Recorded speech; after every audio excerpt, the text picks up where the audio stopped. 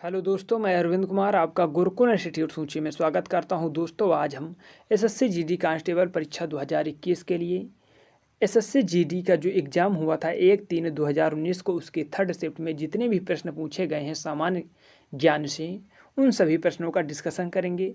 तो आप लोग धैर्य के साथ ईमानदारी पूर्वक पूरी क्लास देखिएगा और अंत में हम आपको एक चैलेंज प्रश्न देंगे जिसका आंसर आपको कमेंट बॉक्स में बताना है। अगर आप उस प्रश्न का आंसर कमेंट बॉक्स में बताते हैं तो हम आपका नाम आने वाले वीडियो में सबसे पहले लेंगे। कल हमने जो प्रश्न पूछा था उसका आंसर हमें किसी का सही नहीं लगा जिसने कमेंट बॉक्स में आंसर दिया था, इसीलिए आज हम आपका नाम नहीं ले रहे हैं। वरना हम आपका नाम लेते तो आप आने वाले वीडियो में अपना नाम बुलवा सकते हैं। आप उसका आंसर अवश्य दीजिएगा। तो चलते हैं, आज की क्लास को स्टार्ट करते हैं। लेकिन उससे पहले अगर अभी तक आपने क्लास को लाइक नहीं किया तो आप लोग क्लास को लाइक कीजिए और शेयर कीजिए और चैनल को सब्सक्राइब कर बेल बटन अवश्य दबाएं, जिससे हमारी आने वाली सभी वीडियो के नोटिफिकेशन आपको नियमित रूप से मिल सके। तो दोस्तों, आप लोग पूरा पेपर ईमानदारी से कीजिएगा और अंत में अवश्य ये बताइएगा कि आज आपके 25 में से कितने प्रश्न सही हो रहे हैं। तो चलते हैं, पहला क्वेश्चन देखते हैं। पहला प्रश्न है, भारत में वैष्णववाद की वृद्धि का प्रमाण हेलियोडोरस स्तंभ किस भारतीय शहर में स्थित है। तो आप लोग बताइए कि जो हेलियोडोरस स्तंभ है वह किस भारतीय शहर में स्थित है। तो आशा करते हैं कि आप लोगों ने आंसर कमेंट बॉक्स में दिया होगा। अगर आपने इसका आंसर दिया है ऑप्शन नंबर डी, जो हेलियोडोरस स्तंभ है वह विदिशा में स्थित है, तो आपका आंसर सही है। चलते हैं, अगला प्रश्न देखते हैं। औद्योगिक संस्थानों में भार उठाने के लिए जिस हाइड्रोलिक जैक का उपयोग किया जाता है वह भौतिकी के किस नियम पर आधारित। तो आप लोग बताइए जो हाइड्रोलिक जैक होता है वह किस नियम पर आधारित है। तो अगर आप इसका आंसर दे रहे हो ऑप्शन नंबर डी, पास्कल का नियम, तो आपका आंसर सही है। चलते हैं, अगला प्रश्न देखते हैं। हमारी अतड़ी में पाया जाने वाला बैक्टीरिया कौन सा है जो हमें खाना पचाने में मदद करता है। तो आप लोग बताइए।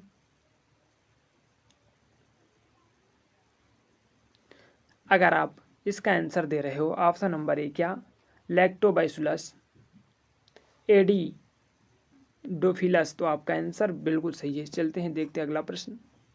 अगला प्रश्न है, महिला विजेताओं को दिया जाने वाला फर्स्ट लेडीज अवार्ड किस मंत्रालय का एक पहल है। तो आप लोग बताइए कि महिला विजेताओं को दिया जाने वाला फर्स्ट लेडीज अवार्ड किस मंत्रालय की एक पहल है। आप लोग आंसर बताने की कोशिश करें। तो अगर आपने इस प्रश्न का आंसर दिया है ऑप्शन नंबर डी, क्या महिला और बाल विकास मंत्रालय, तो आपका आंसर सही है। चलते हैं, अगला प्रश्न देखते हैं। अगला प्रश्न है, 2010 राष्ट्रमंडल खेल में किस भारतीय तीरंदाजी ने महिलाओं की व्यक्तिगत रिवर्स स्पर्धा में स्वर्ण पदक जीता। तो आप लोग आंसर बताइए इसका। अगर आप इस प्रश्न का आंसर दे रहे हो ऑप्शन नंबर ए, क्या दीपिका कुमारी, तो आपका आंसर बिल्कुल सही। चलते हैं, अगला प्रश्न देखते हैं। अगला प्रश्न क्या पूछा गया है, बर्फ से ढकी चोटियों वाली एकमात्र पर्वत श्रृंखला कौन सी है। आपको जो ऑप्शन दिए गए इनमें से आपको ये बताना है कि बर्फ से ढकी चोटियों वाली एकमात्र पर्वत श्रृंखला कौन सी है। आप लोग आंसर बताएं। अगर आप इस प्रश्न का आंसर दे रहे हो ऑप्शन नंबर ए, क्या हिमालय, तो आपका आंसर सही है। चलते हैं, अगला प्रश्न देखते हैं। अगला प्रश्न है, लॉर्ड कर्जन की निगरानी में बंगाल का विभाजन किस वर्ष हुआ था। तो आप लोग बताइए कि जो बंगाल का विभाजन है वह किस वर्ष में हुआ था। तो अगर आपने इसका आंसर दिया है ऑप्शन नंबर बी, क्या 1905 में बंगाल का विभाजन हुआ था जो 1911 में कर दिया गया था, तो आपका आंसर सही। चलते हैं, अगला प्रश्न देखते हैं। अगला प्रश्न है, पुस्तक द इंडिया माई ड्रीम के लेखक कौन है। आपसे पूछा जा रहा है जो the India of my dream पुस्तक, उसके लेखक कौन है। आप लोग आंसर बताइए। तो अगर आपने इस प्रश्न का आंसर दिया है option number D, Mahatma Gandhi, तो आपका आंसर सही है। जो महात्मा गांधी थे उन्होंने ही पुस्तक the India of my dream लिखा था, तो आपका आंसर सही। चलते हैं, अगला प्रश्न देखते हैं। आपसे पूछा जा रहा है, नोंग कर्म नृत्य उत्सव किस भारतीय राज्य में मनाया जाने वाला एक पारंपरिक उत्सव नृत्य उत्सव है। तो आप लोग बताइए कि जो नोंग कर्म नृत्य है वह किस भारतीय राज्य में मनाया जाने वाला एक पारंपरिक नृत्य उत्सव है। अगर आप इस प्रश्न का आंसर दे रहे हो ऑप्शन नंबर सी, क्या मेघालय, जो नोंग कर्म नृत्य उत्सव है वह मेघालय में मनाया जाता है, तो आपका आंसर सही है। चलते हैं, अगला प्रश्न देखते हैं। अगला प्रश्न है, भारतीय संसद में दिवालिया और दिवालियापन संहिता विधेयक किस वर्ष पारित किया गया था? तो आप लोग बताइए। बहुत ही बेहतरीन प्रश्न है ये कि भारतीय संसद में दिवालिया और दिवालियापन संहिता विधेयक किस वर्ष पारित किया गया था? अगर आप इस प्रश्न का आंसर दे रहे हो ऑप्शन नंबर डी, क्या 2018, तो आपका आंसर बिल्कुल सही। चलिए अगला प्रश्न देखते हैं। अगला प्रश्न है, भारत में आधे से अधिक जैव विविधता पौधों और जानवरों की विविधता कहाँ पाई जाती है? पूछी जा रही है कि भारत की आधी से अधिक जैव विविधता पौधों और जानवरों की विविधता कहाँ पाई जाती है? आप लोग आंसर बताइए।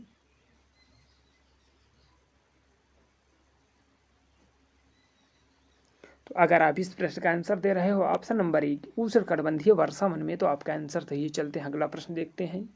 मज्म उल बहरैन पुस्तक किसने यानी लिखने वाला मुगल वंश का कौन था? आपसे पूछा जा रहा है जो मज्म उल बहरैन पुस्तक लिखने वाला मुगल वंश के कौन था? तो आप लोग बताइए कि मज्म उल बहरैन पुस्तक किसने लिखी?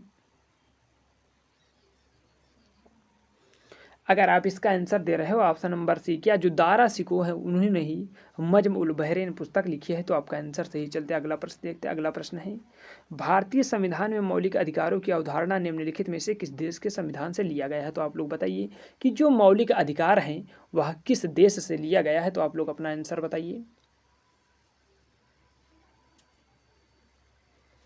अगर आप इस प्रश्न का आंसर दे रहे हो ऑप्शन नंबर बी, संयुक्त राज्य अमेरिका से मूल अधिकार लिए गए हैं, तो आपका आंसर सही है। चलिए अगला प्रश्न देखिए। अगला प्रश्न है, कौन सी नदी 10 देशों से होकर बहती? बहुत ही लाजवाब प्रश्न पूछा गया एसएससी जीडी कांस्टेबल पेपर 1/3/2019 के 3rd शिफ्ट में कि कौन सी नदी 10 देशों से होकर बहती है? अगर आपको भूगोल का गहन अध्ययन नहीं है तो आप इस प्रश्न को नहीं कर सकते। आप लोग बताइए।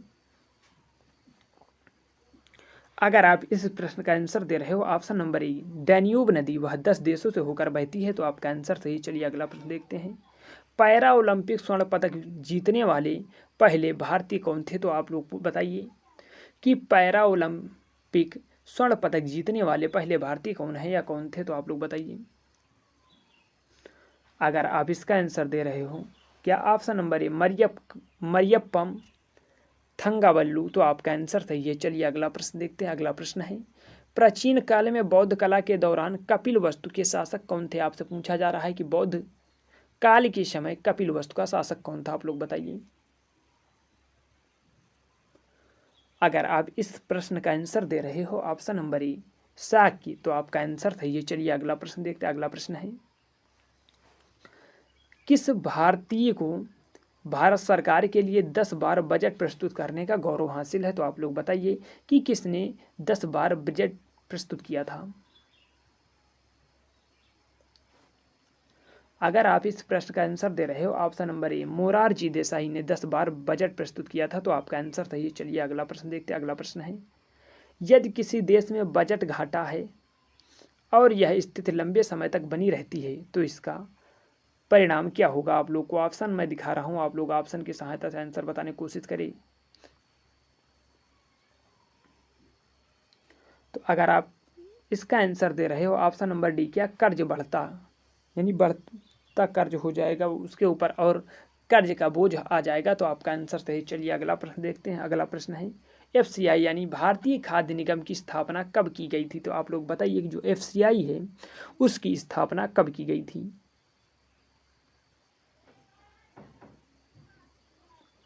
अगर आप इस प्रश्न का आंसर दे रहे हो ऑप्शन नंबर सी, क्या 1965 जो एफसीआई है उसकी स्थापना 1965 में की गई थी, तो आपका आंसर सही है। अगला प्रश्न देखते हैं, बांगुरुम्बा भारत की किस जनजाति का पारंपरिक नृत्य है? आप लोग बताइए जो बांगुरुम्बा है भारत की किस जनजाति का पारंपरिक नृत्य है?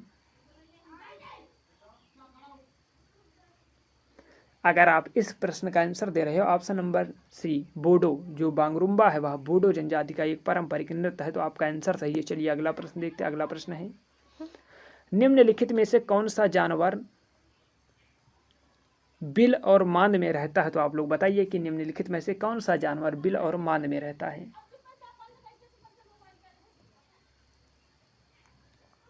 अगर आप इस प्रश्न का आंसर दे रहे हो ऑप्शन नंबर डी, खरगोश, जो खरगोश है वह बिल और मांद में रहता है, तो आपका आंसर सही। चलिए अगला प्रश्न देखते हैं, विश्व में किस देश की साक्षरता दर सबसे अधिक है? आप लोग बताइए कि कौन सा ऐसा देश है जिसकी साक्षरता दर सबसे अधिक है? अगर आप इस प्रश्न का आंसर दे रहे हो ऑप्शन नंबर ए, क्या जो रूस है उसकी साक्षरता दर सबसे अधिक है, तो आपका आंसर सही है। चलिए अगला प्रश्न देखते हैं। अगला प्रश्न क्या है।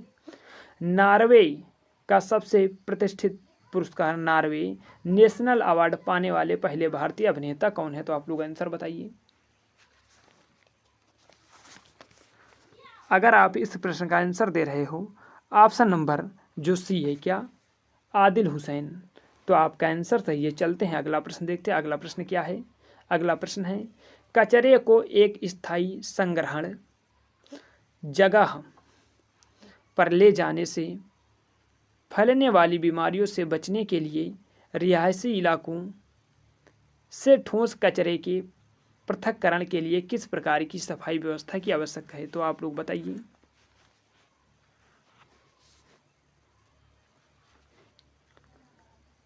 तो आशा करते हैं कि आप लोग इसको पढ़ा होगा, और अगर आपने इसका आंसर दिया है ऑप्शन नंबर बी, क्या भू भराव, तो आपका आंसर सही है। चलिए अगला प्रश्न देखते हैं, और आज का ये अंतिम प्रश्न है और आपके लिए आज ये चैलेंज प्रश्न है। क्या दिसंबर 1929 के दौरान कांग्रेस के किस सत्र में 26 जनवरी को पूर्ण स्वराज के दिन के रूप में तय किया गया है, जिसे बाद में संविधान अपनाने की तारीख के रूप में निर्धारित किया गया है, तो आप लोग आंसर बताइए। आपका आज ये चैलेंज प्रश्न है और आप इस प्रश्न का आंसर कमेंट बॉक्स में बताइएगा। अगर आप इसका आंसर कमेंट बॉक्स में बताते हैं तो हम आने वाले वीडियो में सबसे पहले आपका नाम लेंगे। तो दोस्तों आज की क्लास कैसी लगी। अगर क्लास अच्छी लगी हो, और आप लोग पहले ये बताइए कि आज आपके 25 में से कितने प्रश्न सही हुए। अगर आप 21 प्लस भी अगर सही कर पा रहे हैं तो आपका पढ़ना साकार है और बिल्कुल सही दिशा में आप लोग पढ़ रहे हैं। तो आज की क्लास कैसी लगी कमेंट बॉक्स में लिखकर बताना ना भूलें। अगर क्लास अच्छी लगी हो तो अगर अभी तक आपने क्लास को लाइक नहीं किया तो अब आप लोग क्लास को लाइक कीजिए और शेयर कीजिए, और चैनल को सब्सक्राइब कर बेल बटन अवश्य दबाएं, जिससे हमारी आने वाली सभी वीडियो के नोटिफिकेशन आपको नियमित रूप से मिल सके। तो धन्यवाद, मिलते हैं नेक्स्ट क्लास में।